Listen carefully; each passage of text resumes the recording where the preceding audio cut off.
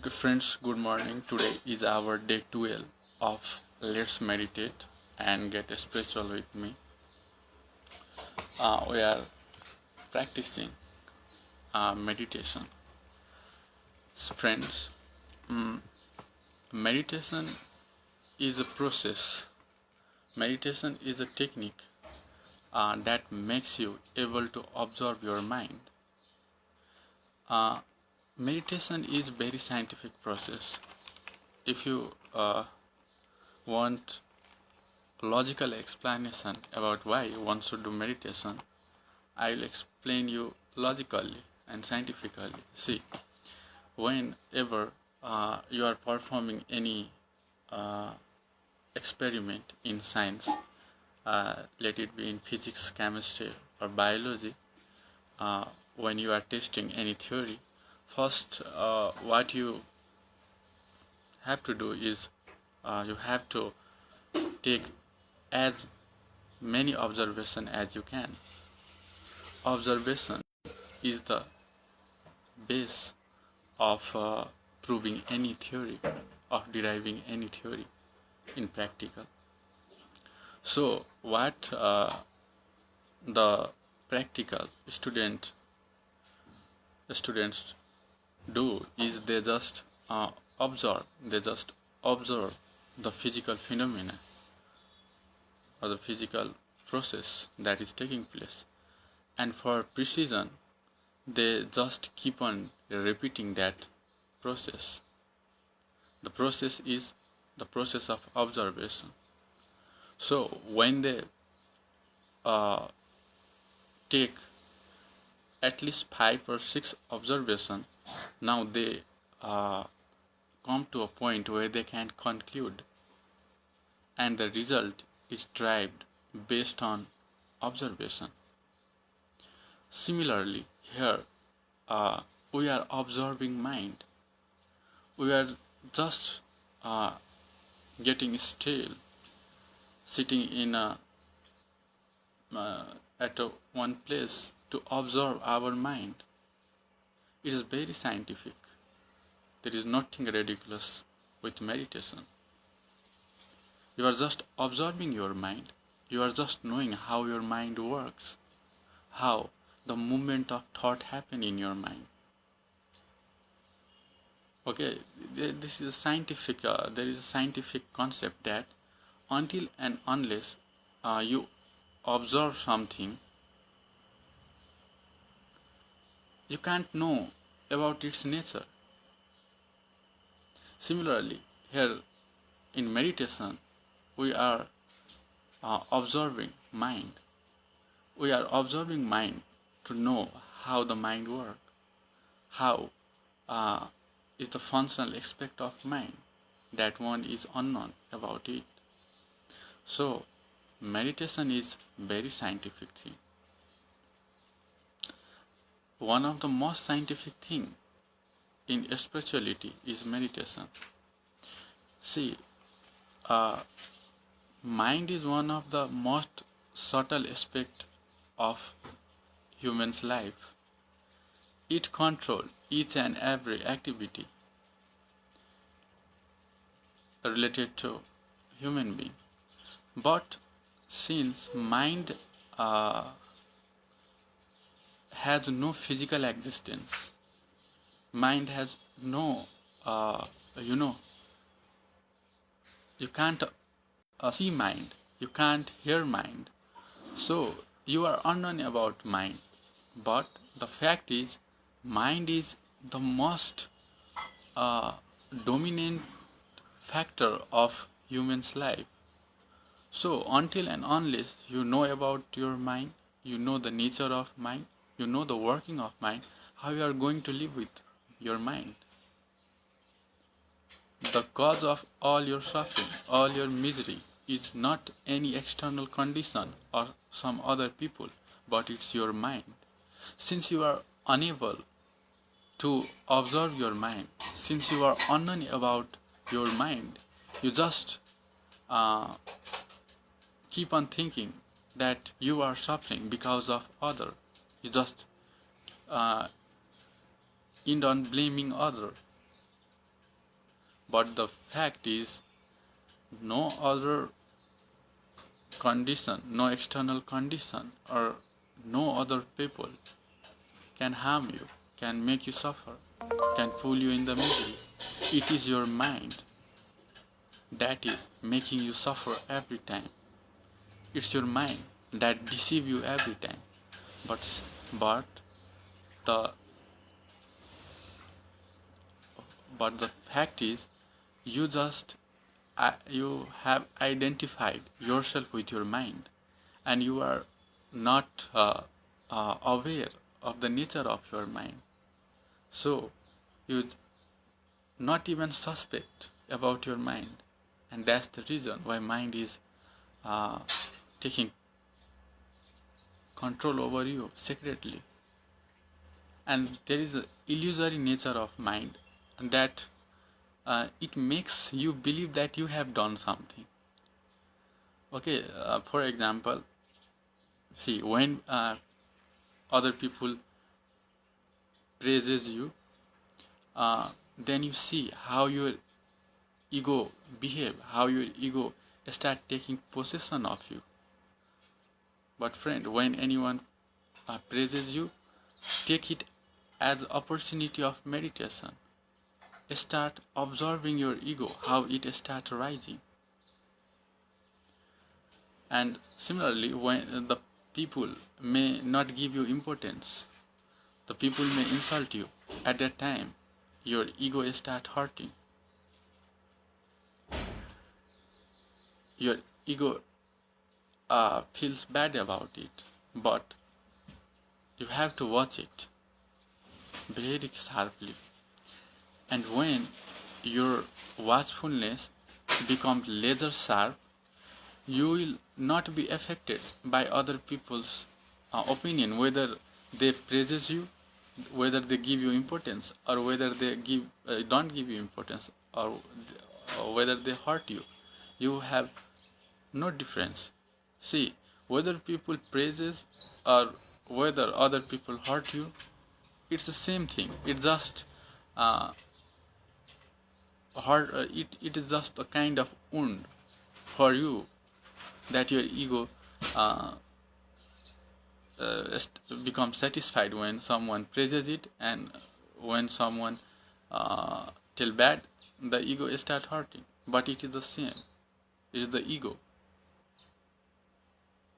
Okay, and this ego that I am telling is not attitude related ego. It's the ego which is related to one's identification, one's mind. It is the aspect of mind. Ego is the aspect of mind. It is not attitude kind of ego. Okay. So when your watchfulness nature become laser sharp, your ego will vanish away. Your ego doesn't last, and you don't get affected by other people's opinion. Whether someone praises you or give you importance, you have nothing to do. Whether people hurt you or don't give you importance, you have nothing to do, because you are just observer. You are just observing. You are not responder. You are observer. That's why watchfulness is important. Watchfulness don't give your ego the chance to make possession of you. That's why the observation, the watchfulness is the key to freedom. Friend, I am today going to tell you about nature of mind. Okay? See, there is always a movement of thought in the mind, of which you may be known or unknown. Sometimes when the thought or movement of thought become very strong, then one comes to know that there is a lot of thought going on in my mind. But when you are unknown, still there is movement of thought in your mind. Since you are not sensitive, since you are not watchful, you are unknown about it. So from today, start observing your mind, not just while doing meditation, but anytime when you are awake. Keep focus on your mind, and you will start observing, start realizing what I am saying you. So there is always movement of thought in mind, of which you may be known or unknown. Similarly, the thought of mind include feeling, emotion, memory of past, desire of future, or fear, envy, greed, jealousy. These all are the thought of mind. Similarly, the thought of mind arise. When the thought of mind arise, it divides the mind into the seen and observer. And the seen always hurt the observer. And its tendency is often that make you suffer. The person, when thought arises, forget oneself. When a strong thought arises, the person forget oneself. And the illusion of thought is such that it gives the same experience or feeling to the person as if it was real or true. It's like someone has hurt you in the past. Someone has not given you importance in the past, and your ego feel hurt about it. You are feeling bad about it. Now the incident has just gone away, and after several months or even after several years, when you are sitting alone, a thought arises in mind about past, that that people has hurt me, that people that person has not given me importance, the person has ignored me. How could he ignore me? What is he to ignore me? Why he even ignored me? I hadn't done anything bad to him, but why he did it with me? And there start conflict. So you have to see that when thought arises, it divides itself into two things. One is the seen, another is observer. The seen is of hurting nature. The seen has tendency to hurt the observer, and the observer has the nature to resist, even in thought. See the practical thing. When people hurt you, in reality it happened several months ago or several years ago. But even in your mind, the thought related to it appears, and you start feeling hurt like it is real. So you have to become sensitive about it. The nature of thought is such that it is illusion, but it makes you suffer, it makes you hurt as if a reality is taking place. So this is the deception of mind, that the mind is imposing to the human being. So it is very crucial to know about the nature of mind.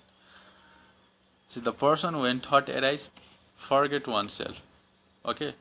And the illusion of thought is such that it gives the same experience or feeling to the person as if it was real or true. The concept of time is totally baseless, totally wasteful, totally futile to the mind. But mind works on the basis of time. If you don't let mind to use time, the mind will not work. See how your mind, working of mind is due to thought. Movement of thought is what makes mind work.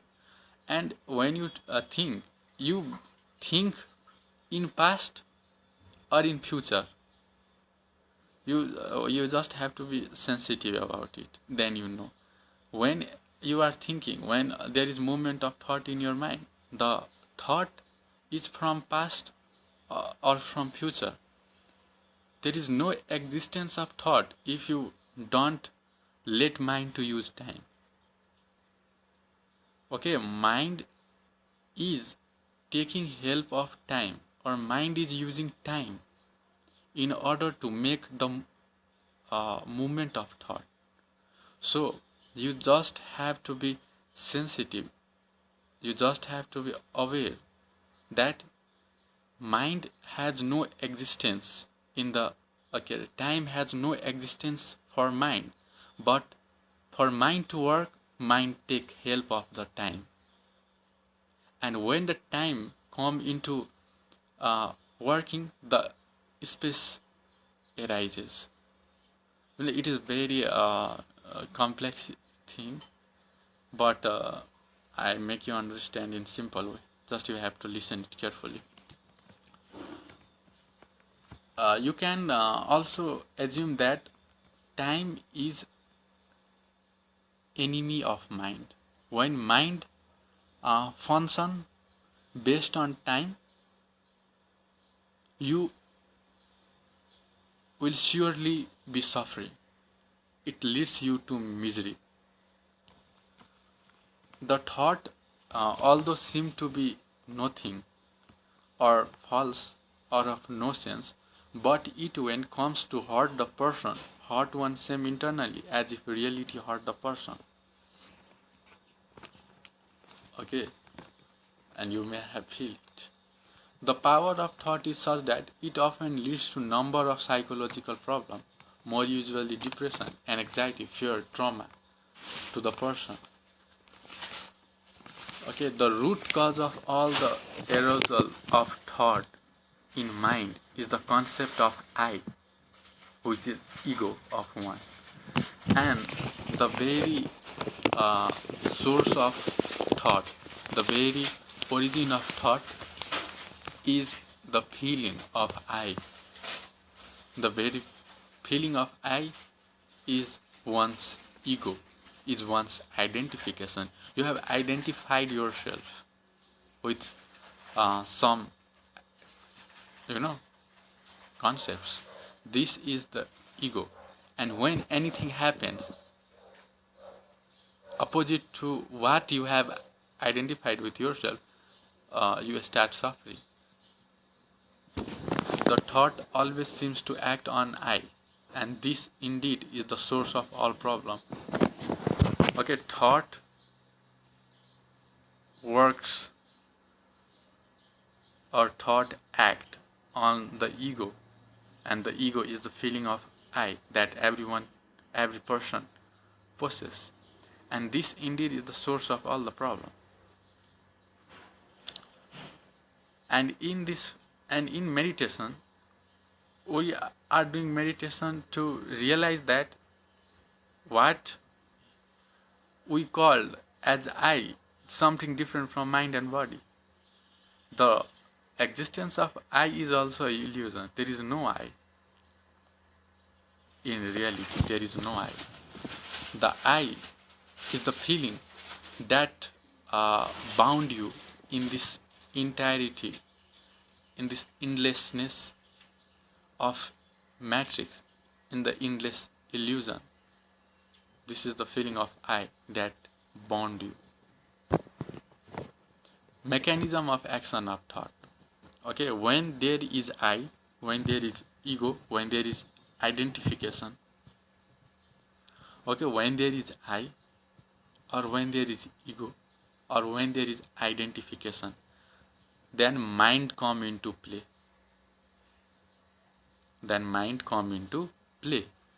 And in mind, movement of thought occurs.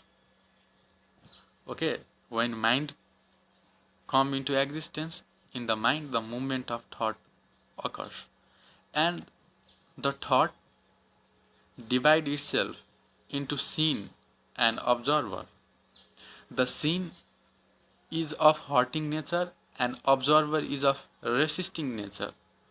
The hurting and resisting nature of scene and observer respectively is the cause of conflict that arises internally in every person. But since you haven't uh, observed your mind, you are unknown about the working mechanism of your thought, so you are totally unknown about this fact. When the thought arises, the thought itself divides into two. One is scene and scene, scenario, scene, okay, scene, and another is observer. The scene, the scenario is often of hurting nature. It starts hurting the observer, and observer is kind of resisting nature. It keep on resisting the thought, and the resistance between scenario or scene and the observer is what the source of all conflict that happen within you, the source of all misery that happen into you. This all stops all psychological and man-related problems like depression, anxiety, fear, trauma, tension, stress, insomnia, restlessness, jealousy, envy, greed, fear of future, okay, a bad past memory. These all are based on this concept. Thought arise, divide into scenario and observer. The scenario or scene is of hurting nature. It go against your identification, and the observer, which is identification, which is I, is of resisting nature. It keep on resisting with the scene, and the resistance of observer with the scene is what the source of all problem. Now, if you have listened carefully, you now come to know how the working of mind and how is the movement of thought happens. Okay, this is the basis, and the conflict arise in the form of internal disturbance and affect the person badly.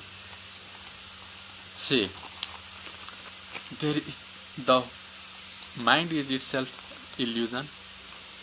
Mind is total illusion. Mind has nothing to do with time, but for the movement of thought, mind takes the support of time, which is not its basis, but for the movement of thought, mind needs support of time, and when it takes support of time, the movement of thought happens, and when the thought arises, the thought divides itself into scenario or scene and observer. The scene is of hurting nature, the observer is of resisting nature. The resistance between observer and scenario, which is in fact the thought, is the reason of all the misery, all the suffering that human beings are undergoing in their day-to-day life. See, if you think any external thing will make you happy, you can get joy, happiness, peace, silence from external world, from external things, from other people. You are in illusion. Thus, go in the past and see when you try to depend on other condition or other people for your joy, for your happiness. The joy or happiness was very of temporary nature, and the end was bad. The end was suffering. So the concept that you do some external word activity, or you get pleasure, or you get joy, or you get happiness from anything which is except you, is your illusion. You are not going to get what you want. You have to deep dive into yourself. You have to go into your internal self. You have to observe your mind. You have to meditate until and unless you are unaware about the subtle aspect of your life. That is the mind.